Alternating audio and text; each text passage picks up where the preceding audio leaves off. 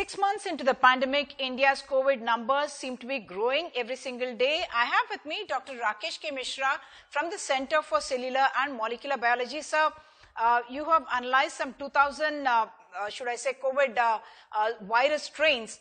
What is the kind of finding that you are getting? India's mortality rates as compared to the world has been less, but now you're saying that the virus strain in India seems to be very similar now to what the global strains are looking like. Right. So the one of the things which is troublesome about such viruses is that they keep changing fast.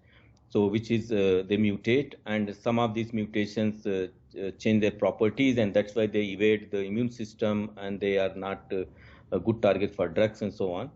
And that is why we and many other labs have been isolating the viral samples from various patients and sequencing the complete genome sequencing to identify if any single nucleotide is changing. So the summary of several thousand sequencing efforts all over the country, what we see is that the viral type, or the clade, what we have in India, is largely the same as we have as are there in the Europe or America or other places. Earlier there were different clades which have now more or less disappeared, because looks like the one which is more prevalent now, close to 80% or more all over the world, is probably more infectious, which doesn't mean it is more dangerous or clinically more troublesome, but it's more infectious, so it has replaced other strains.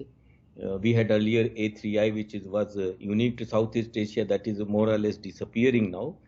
And we are having only A2A, which is more infectious, looks like, but not. There is no evidence suggests that is clinically more troublesome for the people. Yes, Dr. Mishra, you're saying it's more infectious, but not necessarily more severe, or not necessarily more causing more mortality.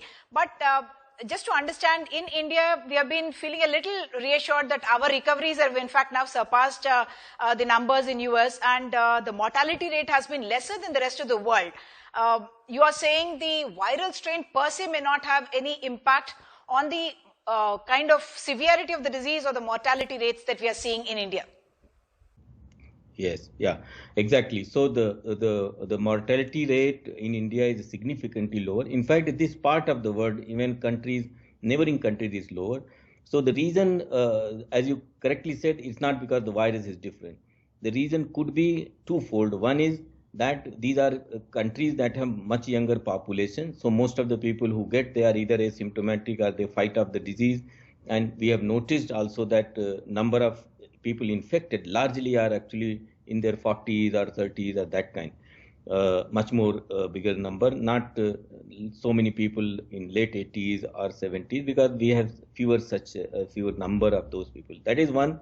Second possibility is that we might have had some similar exposure or some experience of such infectious, and therefore our immune system is slightly trained for this part of the world. And third possibility, which needs to be explored, is maybe there are some genetic components that make us more efficient in fighting this virus. So those are the things that need a lot of research to figure out. But one thing is certain, and it's not any particular virus change which is helping us. It's more of other factors, which are either in our genomes or our earlier exposure, or because of the demographic nature that we are a younger nation. Very interesting that you talk about the demographics, because most people are also wondering why it's the younger age group which seems to be getting infected more, whereas everyone has been saying that the elderly need to be protected. Is it because elderly are actually staying home and therefore not so exposed? What is your explanation for that one? Yeah, absolutely. I would like to believe that it's not that elderly people are exposed and they are not getting infected. Younger people are more adventurous. They follow less discipline. They are less scared, so they are exposing themselves more. And most of them are asymptomatic, so without knowing they are spreading, because they don't even know that they've not been tested, but they are asymptomatic positive, so they are spreading.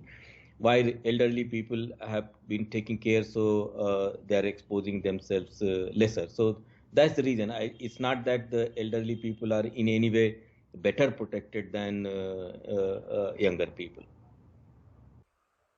So lastly, Dr. Mishra, you spoke about India's viral strain largely looking like the global strain of the virus itself.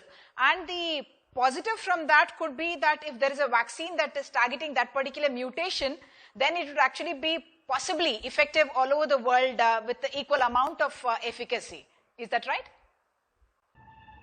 Yeah, absolutely. So there are actually a couple of other aspects. One is what we noticed is this virus is not mutating very unusual speed or very fast. It's actually, if at all, it is mutating with lesser speed.